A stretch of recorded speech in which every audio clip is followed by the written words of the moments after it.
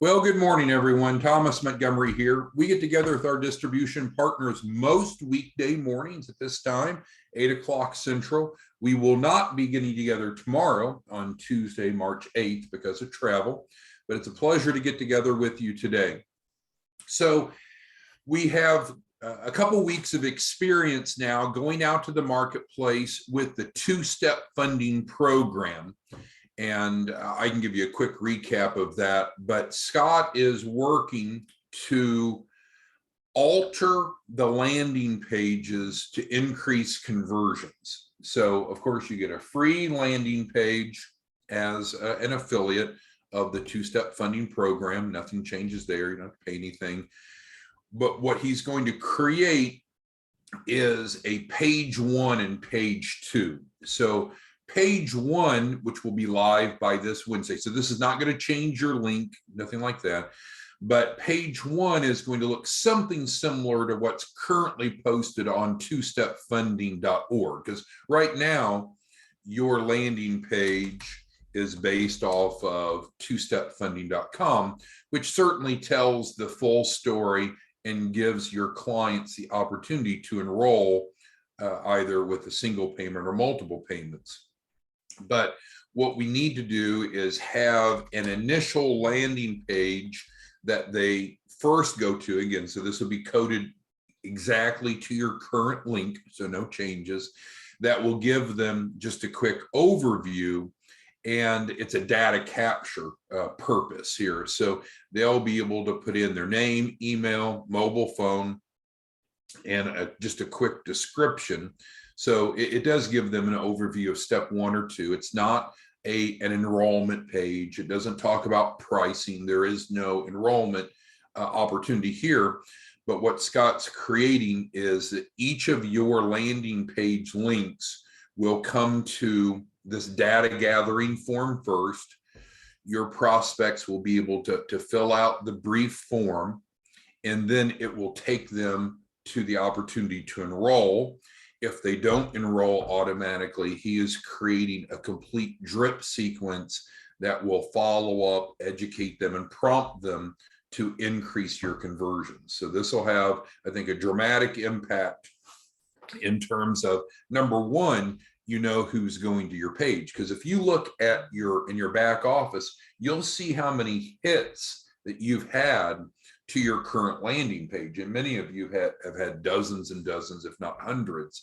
But when it's just a one-page approach, as it is now, which will be changed on Wednesday, then it's all or nothing, right? Because on .com, they either enroll and it creates a conversion, or they don't, and you have no information about them. So we're going to, as of Wednesday, no change, no cost to you, no change to your link, the same link.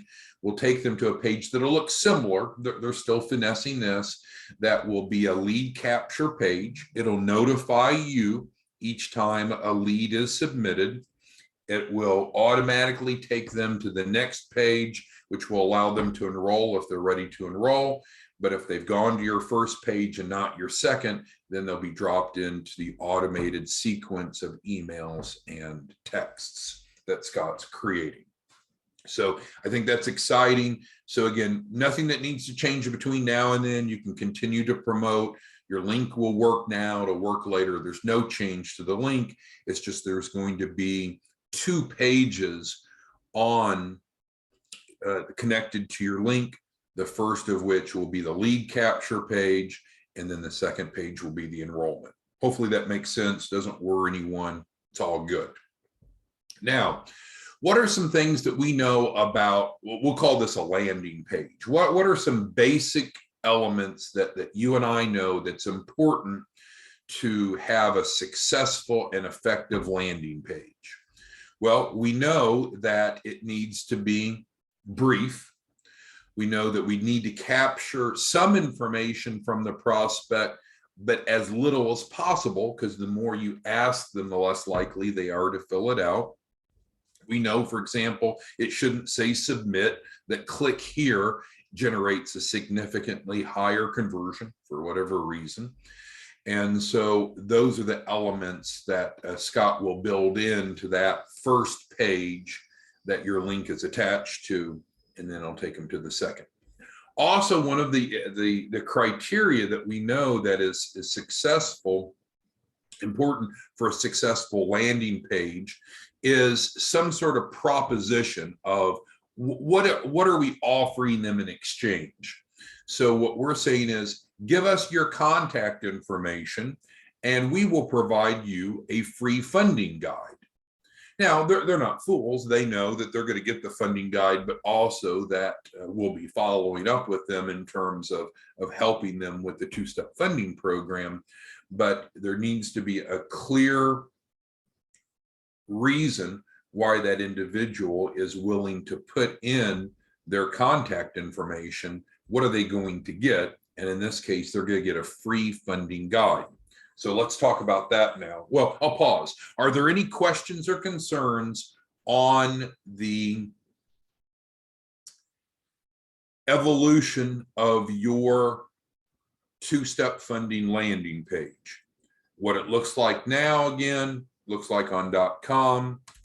That will be the second page that they'll be able to access so they can enroll after they have completed the first page, which serves to gather data. You'll be notified of that data, which is their contact information. So it'll be seamless to them. They can fill this out. We'll automatically send them the free funding guide, which we're going to go through in just a moment. So we're delivering what they expect and what we promise, but also it'll automatically take them to the next page so they can enroll now. If they don't enroll now, it will drip to them to encourage conversion. Once you receive notification of someone completing step one, and if they haven't completed step two, you are certainly able to reach out to them. You may even want to schedule like a 15-minute consultation with them if you want, but that's up to you. As an affiliate, you can have a hands-off approach and just let the system handle the conversions, or if you like to have more of a hands-on approach, you certainly could. For those of you that are insurance agents, I'm confident that you'll want to have a hands-on approach. So in other words, once a prospect fills this out, you'll want to reach out to them and schedule a consult, because as an insurance professional, you're probably going to want to help do a financial needs analysis, help get their key person policy set up and so forth. So there's traditional affiliates that probably just want to use the system and probably not necessarily interface with the prospects any more than necessary.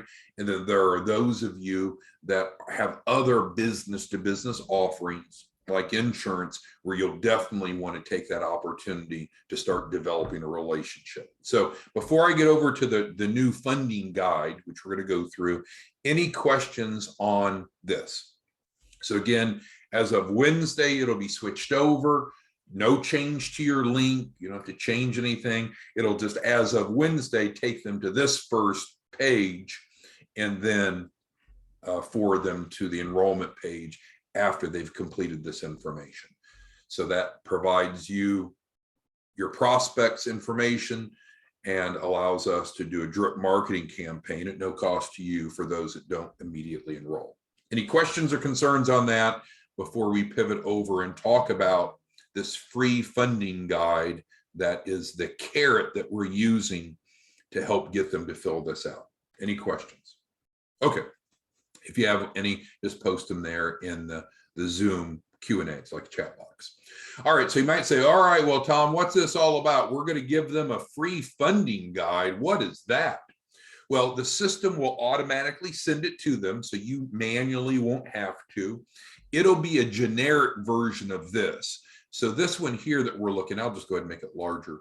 This one here that we're looking at, of course, is branded to us, but the one that goes out will be neutral, because you're not going to want to lose that lead, right? You want to get them a funding guide, but keep them dependent on you for the conversion, of course. So I think many of you are familiar with the 27 mistake video and resource that we've used in the past. We've just updated it. So I'm going to take a few minutes and go through that with you to show you some of those updates. We have 27mistakes.org, which is a URL that attached to that is a YouTube video. So that YouTube video will also be updated right now. It hasn't been. We're just going through this content with you for the first time right now. So let's just briefly go through this and understand. So, and I see that Donald's asking, so no, you won't have to go through the funding guide with them. They're going to receive it automatically. It's going to build the case for why they should enroll in the two-step funding program. And if you wanted to schedule a consultation and speak to them about this, it'll increase your conversions, but certainly you don't have to. You can take the hands-off approach.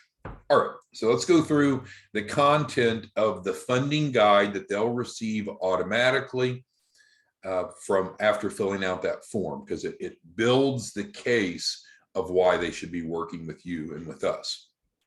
All right, so there's some subtle changes through this. So you might say, oh, I already know all about the 27 mistake PowerPoint or YouTube video. There's several differences I want to highlight. But we start with, why does this matter? They need to understand that lenders and credit issuers often automatically decline applicants based upon not meeting their approval standards. There's a formula for approval. We need to help them understand what it takes to be approved. We do know that different sources of capital have different underwriting criteria, and that ultimately what we want them to take away from it is they need to become credible on paper before applying for funding. And so that's what we're going to explain to them in this funding guide. The 27 mistakes that'll get you denied is, what does it take to become credible? Now, do you have to meet all of these 27 elements to get funded? Absolutely not. Is the more the better? Certainly. But again, we know that different sources of capital have different underwriting criteria. And the biggest message that we want them to take away from this is that we can help you become more credible, because that's what step one is, helping clients become credible on paper. And that's crucial, because I'm telling you, and you probably know, most of these small businesses have a desire, they need capital, but typically they're not credible enough on paper when they come to us, which is fine. That's what you and I do as technical advisors, is help improve their credibility on paper, right? Okay, so now we get into the 27 mistakes. I'm going to go through this quickly. I'm not going to present this to you like I would a normal audience. I just want to hit the highlights so you're familiar with the content at a high level and understand how it very directly dovetails back into what you and I can do to help them, which is the two-step funding program, starting with step one, the small business certification. All right, I already see that Doug has a question. So Doug, you're right. This whole approach can be used to convert people into the access to capital or into this two-step funding program. That would be up to you. The system is going to move them from that landing page into enrollment of the two-step funding program, step one. However, if you wanted to use the front end of this to drive them into access to capital, you certainly could. You're right, Doug. Okay. Mistake number one is about business name mismatch, making sure everything matches. We won't spend a lot of time on that. Making sure that they're in good standing.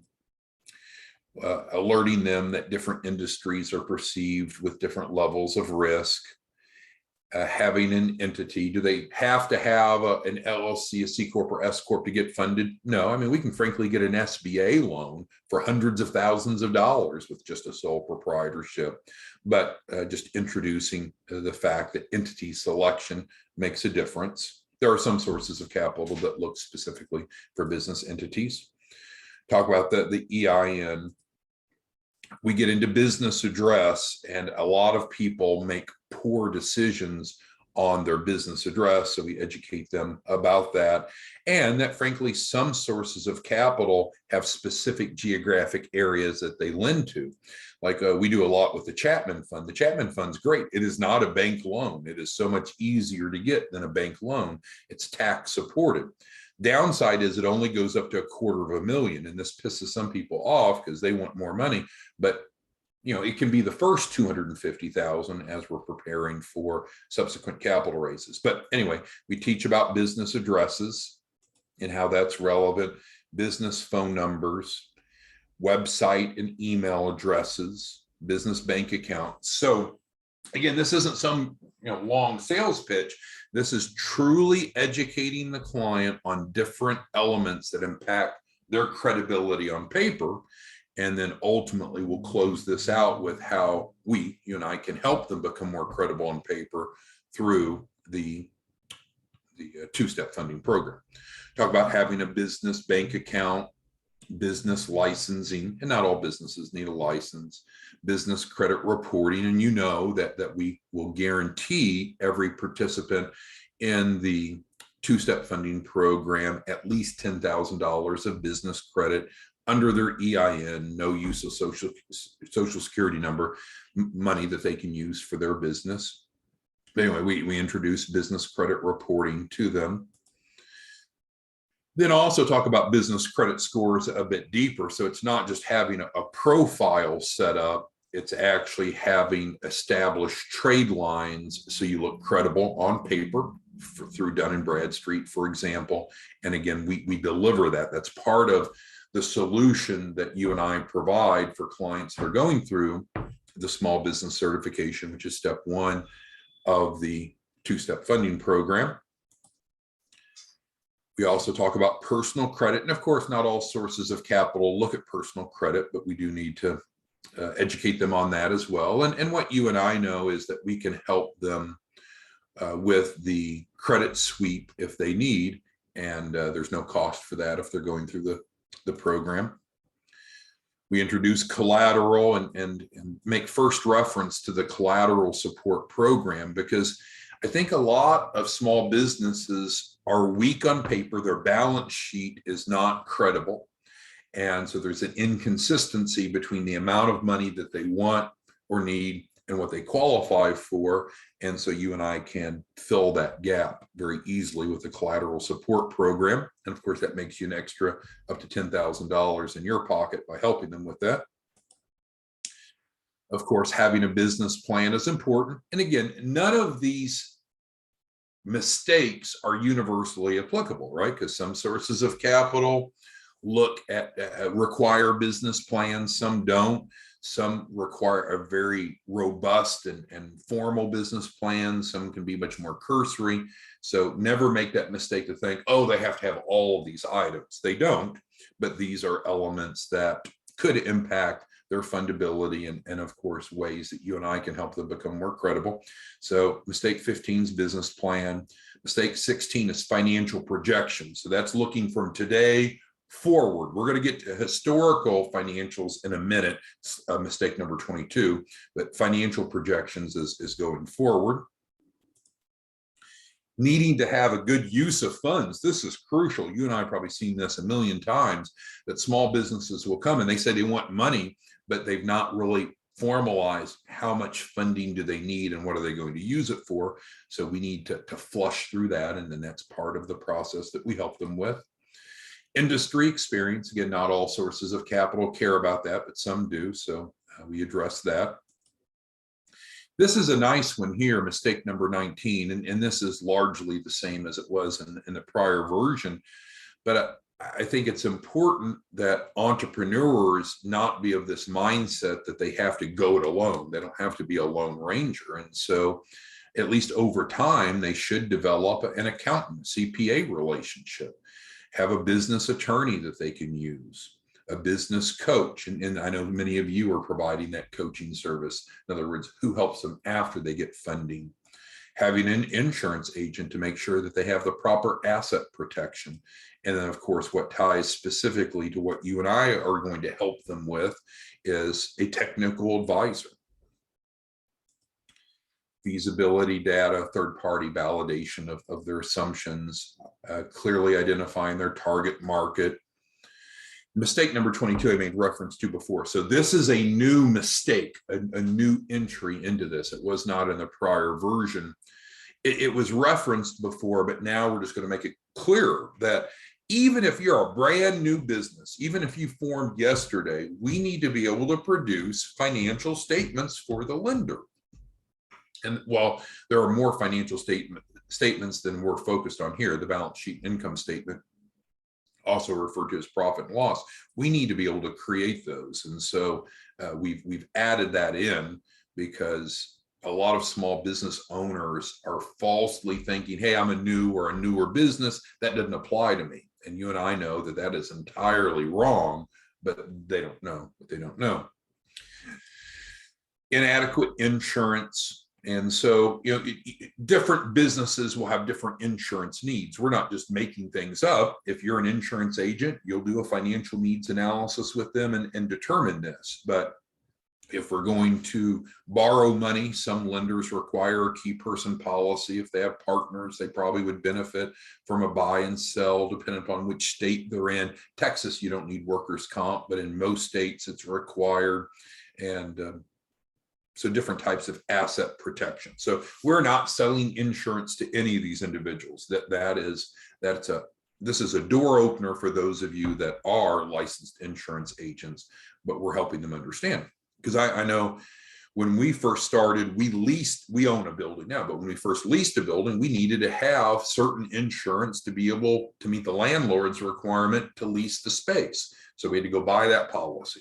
Then this past summer, we bought a commercial building. Well, that requires a different type of insurance. So businesses, based upon their circumstances, will have different insurance needs. That's where the agent comes in. We're not the agent.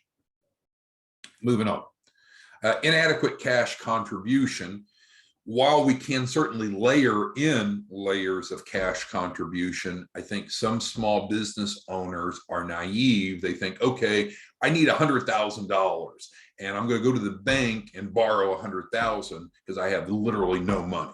So that's probably not going to happen. Now, there's different sources of capital that do not require a capital contribution, but we need to help them understand and help regulate their expectations, that they're going to need to bring some money to the table for traditional bank loans. Now, we could move away from that so they don't have that cash contribution. And then, of course, we can also help them layer in. And that's where that first tranche financing that we've used very successfully. Phil and Bruce are a team. They referred in a client, I think his name's Rick, Thursday or Friday of last week, and we were able to get him $30,000 from PenFed Credit Union. So for his first tranche financing. So is $30,000 his end goal? No, not at all.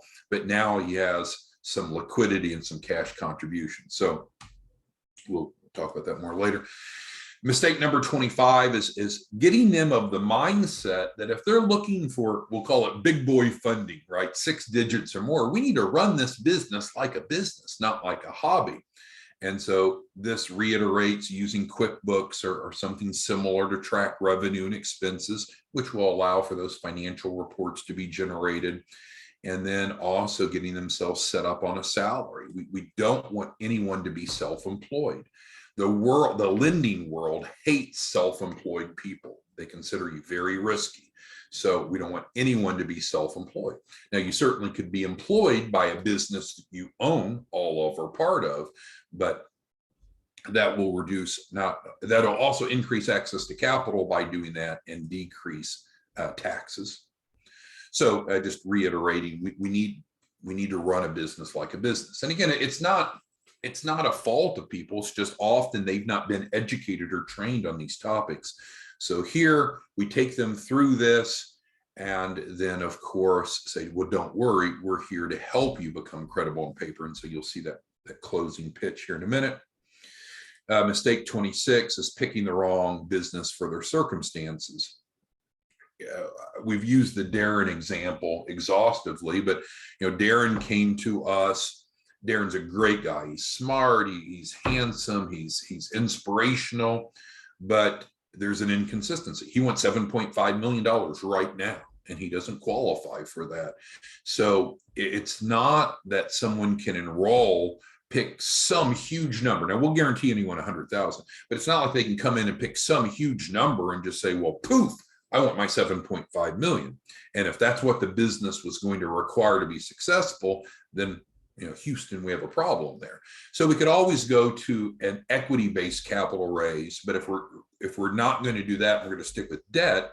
We need to work within the constraints of, does the person meet the credibility requirements to get the funding that they're looking for? If not, we either need to bring their funding request down or increase their credibility, or again, pivot over to an equity-based capital raise. And then the 27th mistake is the wrong source of capital. And that's really what we're doing with step 2 of the 2-step process, right? Step 1 is getting them credible on paper. Step 2 is getting them funding. So then it wraps up. Now, your page 30 would look much different. Slide 30 would look much different, because you don't want to feed them back to us. It would need to feed back to you. So I understand that. Scott's creating that. And then as of Wednesday, 2 days from now, then what will happen is your landing page will have the 2-page approach, like I discussed at the beginning of today's Zoom. The pitch for them to fill out the lead form on the first page will be to get the free funding guide. I'm taking through what the funding guide will look like, but it will be general. It won't be feeding them back to us, because you don't want that. Although you already receive credit, because they'll be in the system, right? Once they've completed the form, they're in the system as your lead. But the point here on the final slide is, all right, so we've talked about the 27 mistakes that commonly keep small businesses from getting funded. So let's talk about how we can help you become credible on paper to access the capital that you need. We just very simply reiterate what the 2-step funding program is in terms of the 2 steps. So this is what will a version of this is what will go out automatically after they've completed those couple fields of information on your new landing page that'll be provided free. Your current link will still work, but that will go out to them. It'll automatically move them to the second page, which will give them a chance to enroll. And if they enroll right then, great. You get paid and they get started. If they don't automatically enroll, then it will, of course, notify you of that, and then also initiate a drip campaign. So with all that being said, I'm here to answer your questions about this change that will be effective on Wednesday. And also, for those of you that came late, we will not have a Zoom tomorrow. I'll be traveling. And also, Scott will be working feverishly on getting this transition completed. We'll be back together on Wednesday and the rest of the week. But the new, and there's nothing you need to change. Your landing page link will stay. Nothing will change. You'll just have better reporting, because everyone that goes to your page, even if they don't enroll and pay, which you would have been notified of course, you'll at least know who those visitors are, and then we'll have the automated system to prompt them to move forward. So with that being said, who has questions? Mr. Rich says he likes it. Thank you, Mr. Rich. Who has questions, comments, concerns? All right, so Chuck has a question, and it's a good one. So we have talked for quite a while about using the 27 mistakes as a way to generate leads. So now we're embedding it into the online sequence. We just went through that. But that does not prevent any of you that want to educate. You can go present this PowerPoint in person at libraries, at churches, at chambers, to business groups, and develop a funnel. You can teach it via Zoom online.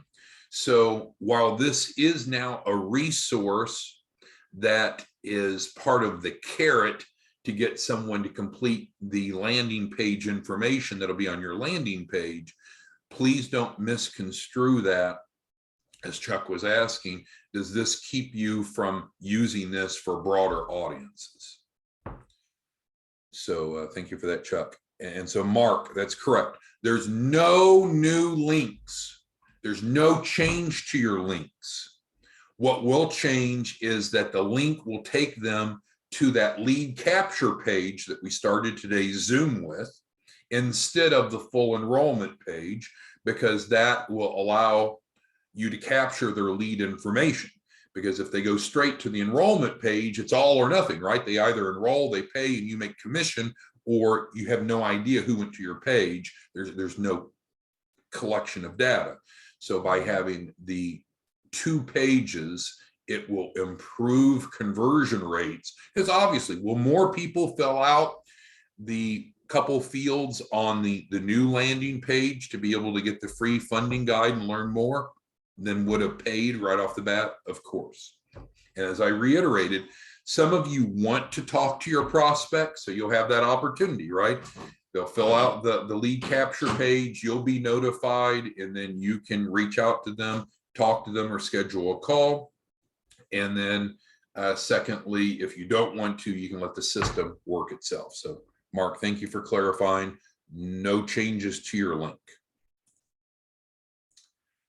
Scott is working on taking what I just showed you a moment ago, which is currently on twostepfunding.org. That is not where they'll go going forward. It'll be using your link, but he's modifying that. So Mr. Jackson's a good question. I don't know all the finessing he's going to do. He's got some time today, but mainly tomorrow. He's cleared his schedule to get all of this fully operational by Wednesday. But we're open for business today and tomorrow, right? There's no change. It's just the enhancement will hit Wednesday morning, and we'll announce it on the Zoom. All right, so all of this is good, right? Doesn't cost you anything, doesn't require you to do anything different, but it does predictably increase your conversions by your leads, your link going into a data capture page that then pivots over to the enrollment page, because the enrollment page is all or nothing. And we'd all, prefer that they enroll, but some are going to need some prompting, and it's going to be very flexible based upon your approach. If you're a high touch person, you see you've got a lead, you want to reach out to them and schedule a consult with them and start building a relationship, you can do that. Or if you're more of a hands-off person, you can just let the automated system, the follow-ups, drip to them and drive them to conversion. So it's very flexible based on what your preference is. All right, so who has questions, comments, concerns? All right, Joseph's got a question. Joseph's one of our top partners. He's a licensed realtor up in Arkansas. So he's asking, does he have to have a CRM for this 2-step process to work that I just described, the 2 pages? No. So the leads that are put from your link on that lead capture page will come into our CRM that will generate out notification to you. It'll generate reminders to them. It'll prompt them to go to the next step to enroll if they're ready. It will remind them and prompt them over time if they're not ready, if they've not done it. But Joseph, don't worry. No, you don't have to go get a CRM. You don't have to learn how to use a CRM. Your back office login will be the same. Your link to drive clients to will be the same, Joseph. Nothing changes from that perspective. Sorry for that confusion. Who else has questions, comments, concerns? All right, Joseph's got a follow-up on the lead capture page. He's asking how much he can customize it. It's going to be the same lead capture page for everyone. It's going to look similar to what I just showed you, which is currently on twostepfunding.org. However, the data that's collected will be linked directly to you via our CRM, so you'll get credit for it. But no, I don't want you to think, Joseph, that Scott's going to create unique and distinct. You're not paying anything for these landing pages. They're free, and so it'll be standardized. It's just the functionality will be automatically linked up to you, so you're getting credit for it and reporting off of it. All right, so what's the feedback? Does anyone think that this is good, this is bad? Anyone confused by it? What feedback does anyone have? Mr. Jackson asked about an elevator pitch for new clients. Well, I certainly, and I know with your background, Mr. Jackson, I love using education as a way to fill the pipeline. And so I would encourage you to consider using the 27 mistakes as a way to open the door. But from a pitch perspective, let's go back. So I think we want to be consistent, right, in terms of what we say and what we do and what's on your landing page. So this is similar, not exactly what your landing page will first look like on Wednesday. And so I think just really assimilating, what is it that we do? What is it we do, Mr. Jackson? We do two things through this grant subsidized program. We help small businesses become credible on paper, and we help them get at least $100,000 of funding. If you wanted bullets to talk about, and I think that's kind of what Mr. Jackson's asking, those are actually right here. So let's go through them, and I didn't before, and that's my fault. And thank you, Mr. Jackson, for bringing it up. So our grant subsidized process has the following important elements. Number one, everyone qualifies. There are no minimum credit scores or time in business. It's credible. As you know, the curriculum was developed by the FDIC. It's promoted by the SBA. It's technically a free program, right? Because we're going to get them at least $10,000 in business credit with no use of social security number. And instead of them paying $2,500, the grant allocation covers $2,104. We work with nonprofits and financial partners for the grant and funding. They're going to receive personalized support. So as you remember, in the two-step program, we are not doing delegated mentoring. So we've been building an in-house team. All of us that will do mentoring have at least a graduate degree, like a MBA typically, and all of us are certified paralegals. And so it's a unique educational and background mix that they're receiving assistance from.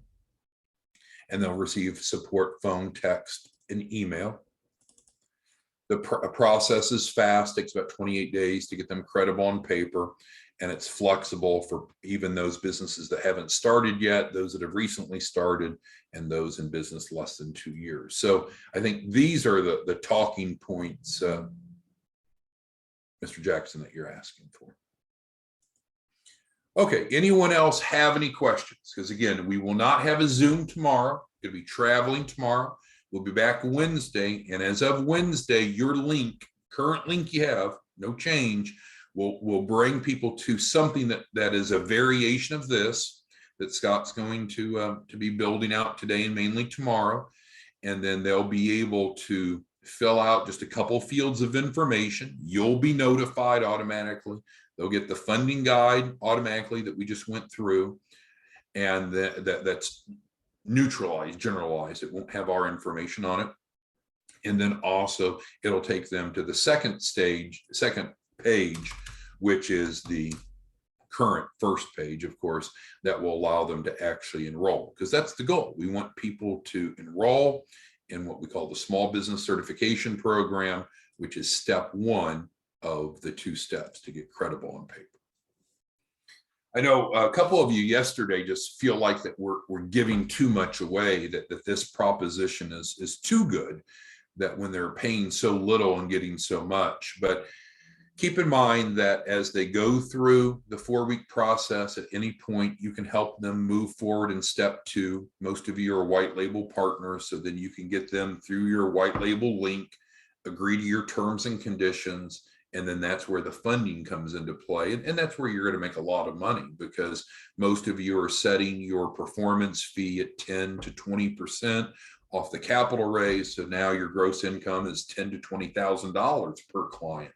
Those of you that are licensed insurance agents, you're writing the key person policies, the buy sells, the annuities. So you're making thousands of dollars there.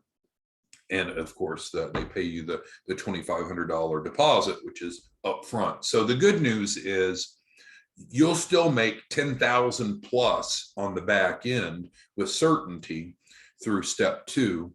But step 1 allows us to bring people in, get them credible on paper, create the correct documentation, and make sure that we have clients that have reasonable expectations. Because what do we want more than anything else? We want people to be happy. We want clients to be happy and understand that they got what they were promised. And we want you to be happy, whereby you're helping people, you have happy clients, and you're making lots of money.